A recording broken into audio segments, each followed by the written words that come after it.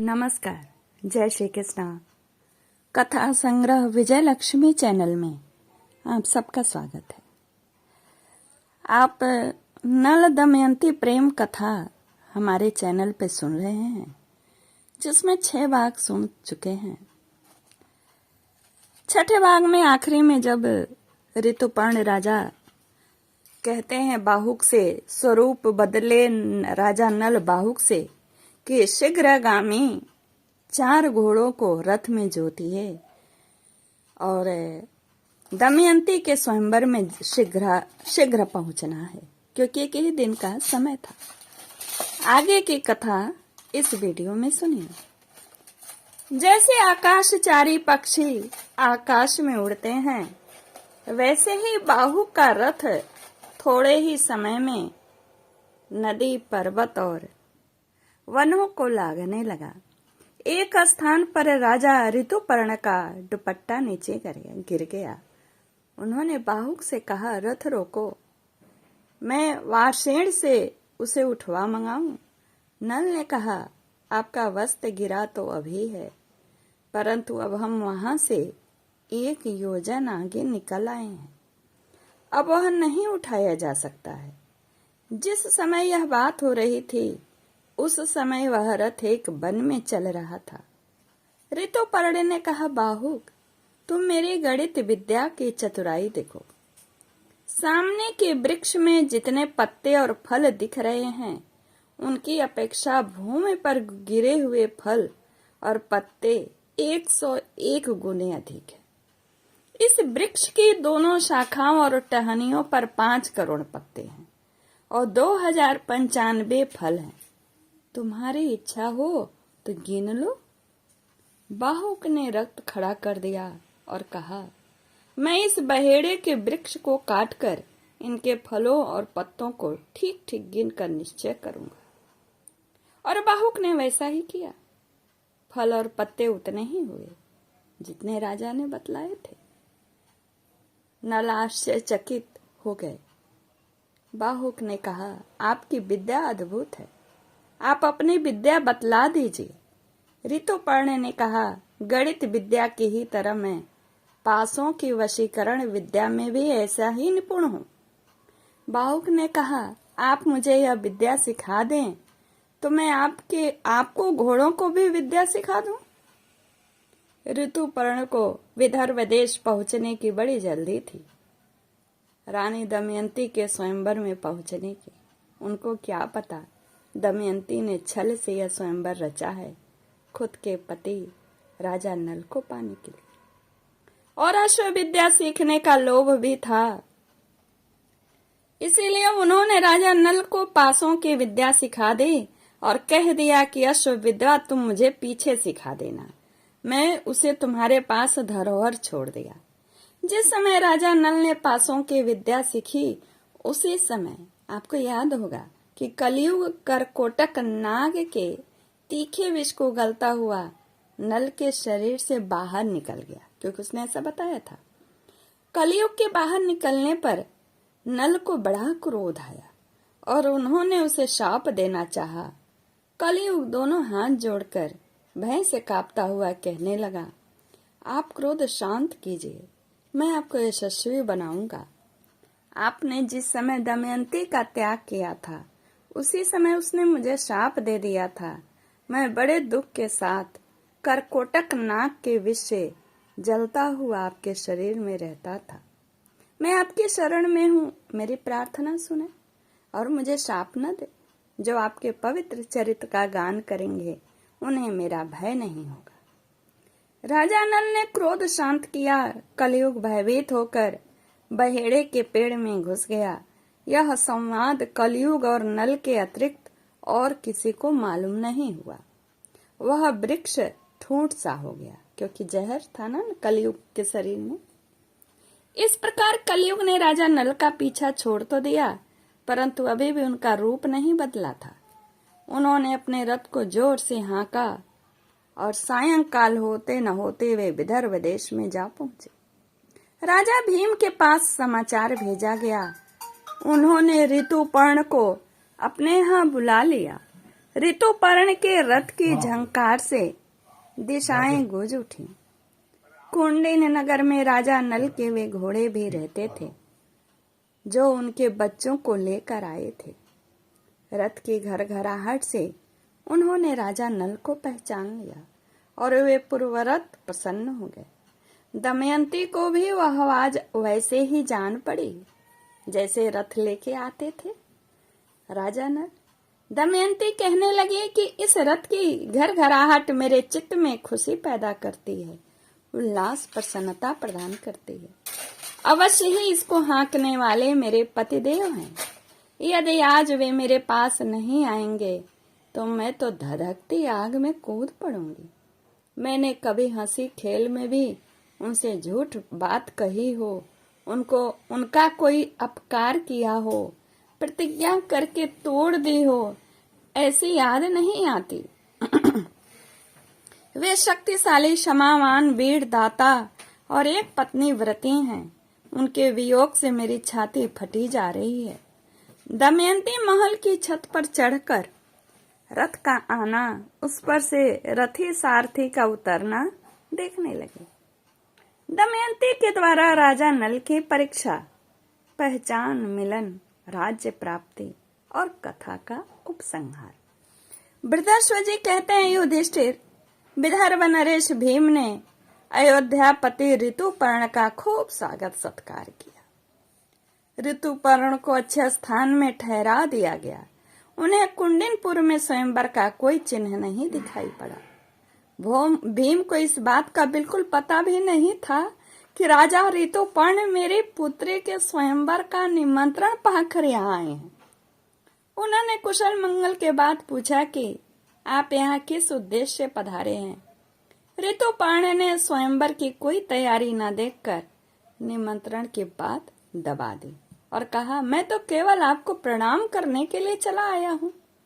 भीम सोचने लगे कि 100 योजन से भी अधिक दूर कोई प्रणाम करने के लिए नहीं आ सकता है। अस्तु आगे चलकर यह बात खुल ही जाएगी। भीम ने बड़े सत्कार के साथ आग्रह करके ऋतुपर्ण को अपने यहाँ रख लिया। बाहुक भी वारसेन के साथ अश्वशाला में ठहरकर घोड़ों की सेवा में संलग्न हो गया। दमयंती आकुल होकर सोचने लगी कि रथ की ध्वनि तो मेरे पतिदेव के रथ के समान जान पड़ती थी, परंतु उनके कहीं दर्शन नहीं हो रहे हैं, क्योंकि उसको तो पता नहीं था कि करकोटक ने उसके पति के स्वरूप को बदल दिया है। बाहुक हो गए हैं। हो न हो वारसेन ने उनसे रथ विद्या सीख ली होगी, इसी कारण रथ उनका मालूम पड़ता था। संभव है ऋतुपर्ण को भी यह विद्या मालूम हो। उसने अपनी दासी को बुलाकर कहा कि केशनी, तू जा इस बात का पता लगा कि कुरु पुरुष कौन है। संभव है यही हमारे पतिदेव हों। मैंने ब्राह्मणों के द्वारा जो संदेश भेजा था वही उसे बतलाना और उसका उत्तर सुनकर मुझसे कहना। केशनी ने जाकर बाहुक से बातें की। बाहुक ने राजा के आने का कारण बताया और संक्षेप में वारसेन तथा अपनी अश्वविद्या एवं भोजन बनाने की चतुरता का भी परिचय दिया। केशनी ने पूछा, बाहुक, राजा नल कहाँ है? क्या तुम जानते हो अथवा तुम्हारा साथी वारसेन जानता है? बाहुक ने कहा, केशनी, वारसेन राजा नल के बच्चों को यहाँ छोड़कर चला गया था। उसे उनके संबंध में कुछ भी मालूम नहीं है। उस समय नल का रूप बदल गया। वे छिप कर रहते हैं। उन्हें या तो स्वयं वे ही पहचान सकते हैं या उनकी पत्नी दमयंती, क्योंकि वे अपने गुप्त चिन्हों को दूसरों के सामने प्रकट करना नहीं चाहते।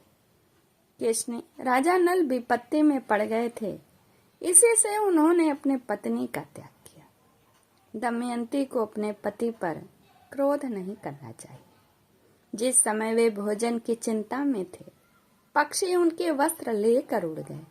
उनका हृदय पीड़ा से जर्जरित था। यह ठीक है कि उन्होंने अपने पत्नी के साथ उचित व्यवहार नहीं किया, दुख में छोड़ दिया, आधे वस्त्र में छोड़ दिया। फिर भी दमयंती को उनकी दुर्वस्था पर विचार करके क्रोध नहीं करना चाहिए। यह कहते नल का हृदय खिन्न हो गया और आंखों में आंसू आ गए। वे रोने लगे। केशनी ने दमयंती के पास आकर वहां की सब बातचीत और उनका रोना भी बतलाया। अब दमयंती की आशंका बिल्कुल दृढ़ हो गई कि यही बाहुक ही राजा नल है। उसने दासी से कहा कि केशनी, तुम फिर बाहुक के पास जाओ और उसके पास बिना कुछ बोले खड़ी रहो। उसकी चेष्टाओं पर ध्यान दो। वह आग मांगे तो मत देना, जल मांगे तो देर कर देना। उसका एक एक चरित्र मुझे आकर बताओ।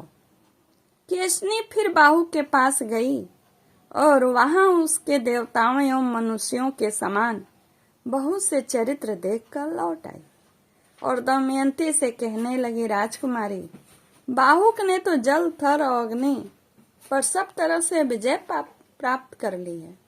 मैंने आज तक ऐसा पुरुष न कहीं देखा और न सुना है। यदि कहीं नीचा द्वार आ जाता है तो वह झुकता नहीं, उसे देखकर द्वार ही ऊंचा हो जाता है। वह बिना झुके ही चला जाता है। छोटा सा छोटा छेद भी उसके लिए गुफा बन जाता है। वह जल के लिए जो घड़े रखे थे वहां, वे उसकी दृष्टि पड़ते ही जल भर गए। उसने फूस का पूला लेकर सूर्य की ओर किया और वह जलने लगा। इसके अतिरिक्त वह अग्नि का स्पर्श करके भी जलता नहीं है। पानी उसकी इच्छा अनुसार बहता है। वह जब अपने हाथों से फूलों को मसलने लगा तब वे कुम्हलाते नहीं हैं और नहीं तो और सुगंधित और प्रफुल्लित दिखते हैं। इन अद्भुत लक्षणों को देखकर मैं तो बहुत चक्की रह गई और बड़ी शीघ्रता से तुम्हारे पास चली आई। दमयंती बाहुक के कर्म और चेष्टाओं को सुनकर निश्चित रूप से जान गई कि ये अवश्य ही मेरे पतिदेव हैं। उसने केशनी के साथ अपने दोनों बच्चों को नल के पास भेज दिया। बाहुक इंद्रसेना और इंद्रसेन को पहचान कर उनके पास आ गया और दोनों बालकों को छाती से लगाकर गोद में बैठा लिया। बाहुक अपने संतानों से मिलकर घबरा गया और रोने लगा। उसके मुख पर पिता के समान स्नेह के भाव प्रकट होने लगे। तदंतर बाहुक ने दोनों बच्चे केशनी को दे दिए और कहा, ये बच्चे मेरे दोनों बच्चों के समान हैं, इसलिए मैं इन्हें देखकर रो पड़ा। केशनी, तुम बार बार मेरे पास आते हो, लोग न जाने क्या सोचने लगेंगे, इसलिए यहाँ मेरे पास बार बार आना उत्तम नहीं है। तुम जाओ। केशनी ने दमयंती के पास आकर वहां की सारी बातें कह दी। अब दमयंती ने केशनी को अपनी माता के पास भेजा और कहलाया कि माता जी, मैंने राजा नल को समझकर बार बार बाहुक की परीक्षा करवाई है। अब मुझे केवल उसके रूप के संबंध में ही संदेह रह गया है। अब मैं स्वयं उसकी परीक्षा करना चाहती हूँ। इसके लिए आप बाहुक को मेरे महल में आने की आज्ञा दे दीजिए अथवा उसके पास ही जाने की आज्ञा दे दीजिए। आपकी इच्छा हो तो यह बात पिताजी को बतला दीजिए अथवा मत बतलाइए। रानी ने अपने पति भीम से अनुमति ली और बाहुक को रनिवास में बुलवाने की आज्ञा दे दी। बाहुक बुला लिया गया। दमयंती के देखते ही नल का हृदय एक साथ ही शोक और दुख से भर आया। वे आंसुओं से नहा गए। बाहुक की आकुलता देखकर दमयंती भी शोकग्रस्त हो गई। उस समय दमयंती गेरुआ वस्त्र पहने हुए थी, केशों की जटा बंध गई थी, शरीर मलिन था। दमयंती ने कहा, बाहुक, पहले एक धर्मज्ञ पुरुष अपनी पत्नी को वन में सोती छोड़कर चला गया था। क्या कहीं तुमने उसे देखा? उस समय वह स्त्री थकी मांदी थी, नींद से अचेत थी। ऐसी निपराध स्त्री को पुण्य श्लोक निषद नरेश के सिवा और कौन पुरुष निर्जन वन में छोड़ सकता है? मैंने जीवन भर बूझ कर उनका कोई भी अपराध नहीं किया है, फिर भी वे मुझे वन में सोते छोड़कर चले गए। इतना कहते कहते दमयंती के नेत्रों से आंसुओं की झड़ी लग गई। दमयंती के विशाल सांवले एवं रत्नारे नेत्रों से आंसू टपकते देखकर नल से रहा नहीं गया। वे कहने लगे, प्रिय, मैंने जानबूझकर न तो राज्य का नाश किया और न ही तुम्हें ही त्यागा। यह तो कलयुग की करतूत है। मैं जानता हूँ कि जब से तुम मुझसे बिछड़ी हो तब से रात दिन मेरा ही स्मरण चिंतन करती रहती हो। कलयुग मेरे शरीर में रहकर तुम्हारे शाप के कारण जलता रहता था। मैंने उद्योग और तपस्या के बल से उस पर विजय पाली है और अब हमारे दुखों का अंत आ गया है। कलयुग अब मुझे छोड़कर चला गया है। मैं एकमात्र तुम्हारे लिए ही यहाँ आया हूँ। यह तो बतलाओ कि तुम मेरे जैसे प्रेमी और अनुकूल पति को छोड़कर जिस प्रकार दूसरे पति से विवाह करने के लिए तैयार हुई हो, क्या कोई दूसरी स्त्री ऐसा कर सकती है? तुम्हारे स्वयंवर का समाचार सुनकर ही तो राजा ऋतुपर्ण बड़ी शीघ्रता के साथ यहाँ आए हैं। आगे क्या हुआ, आगे की कथा मैं 8वें भाग में सुनाऊंगी। नमस्कार। जय श्री कृष्ण।